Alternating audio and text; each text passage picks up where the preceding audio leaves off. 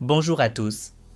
Aujourd'hui, nous plongeons au cœur du moteur de votre poids lourd pour comprendre une pièce maîtresse, le turbocompresseur. Sans lui, déplacer 44 tonnes serait mission impossible. C'est l'organe vital qui transforme l'énergie perdue en puissance pure. Il permet d'obtenir plus de couple à bas régime, de réduire la taille des moteurs et de limiter les émissions polluantes. Voyons comment ça marche. Un turbo est composé de deux parties distinctes, le côté échappement, en rouge, et le côté admission, en bleu, reliés par un axe central. Tout commence ici, dans la turbine. Les gaz d'échappement brûlants sortent du moteur et frappent cette roue à une vitesse phénoménale. Imaginez, cette roue peut tourner jusqu'à 150 000 tours par minute dans un environnement dépassant les 700 degrés Celsius. C'est de la haute technologie. De l'autre côté, la turbine entraîne une seconde roue, le compresseur. Sa mission est d'aspirer l'air ambiant pour le comprimer. En comprimant l'air, on augmente la quantité d'oxygène disponible pour la combustion. Plus d'oxygène signifie une explosion plus puissante dans les cylindres. L'arbre qui relie ces deux roues est la pièce la plus sollicitée. Il repose sur des paliers lubrifiés en permanence par l'huile du moteur. Suivons le parcours. Les gaz d'échappement, qui seraient normalement expulsés, sont captés pour fournir l'énergie gratuite au système. Cette rotation mécanique immédiate permet au moteur de respirer bien plus qu'un moteur atmosphérique classique. Mais attention, comprimer l'air l'échauffe énormément, ce qui le rend moins dense. C'est là qu'intervient un allié crucial. L'intercooler refroidit cet air pour le densifier avant son entrée dans le moteur, maximisant ainsi l'apport en oxygène pur. Mais un turbo classique a un défaut, il est lent à se lancer à bas régime. Pour régler ça, on a inventé la géométrie variable. Le turbocompresseur à géométrie variable, ou TGV, utilise des ailettes mobiles tout autour de la roue de turbine pour diriger le flux. À bas régime, les ailettes se referment. Cela accélère les gaz, comme quand on pince un tuyau d'arrosage. Le turbo charge instantanément. À haut régime, elle s'ouvre pour laisser passer le gros volume de gaz, évitant ainsi une surpression qui pourrait endommager le moteur.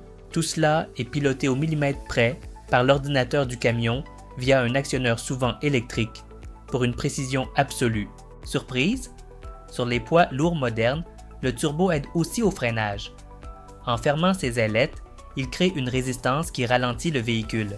Certains camions utilisent même deux turbos en série, un petit pour la réactivité et un gros pour la puissance brute. C'est l'étage double.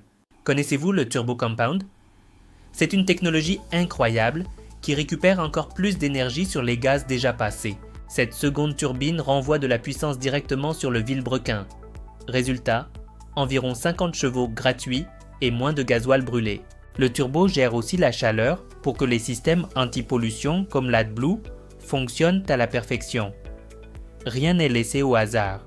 Un turbo de poids lourd est conçu pour durer 1 million de kilomètres. Mais pour ça, il faut respecter quelques règles d'or. La première, c'est l'huile. L'arbre du turbo flotte littéralement sur un film d'huile. Si elle est sale ou de mauvaise qualité, c'est la casse assurée. Gardez votre filtre à air propre. Un grain de sable entrant dans le compresseur à 100 000 tours minute fait l'effet d'un boulet de canon. Attention à la calamine. Faire trop de ville ou rouler toujours en sous-régime peut gripper les ailettes mobiles de votre géométrie variable.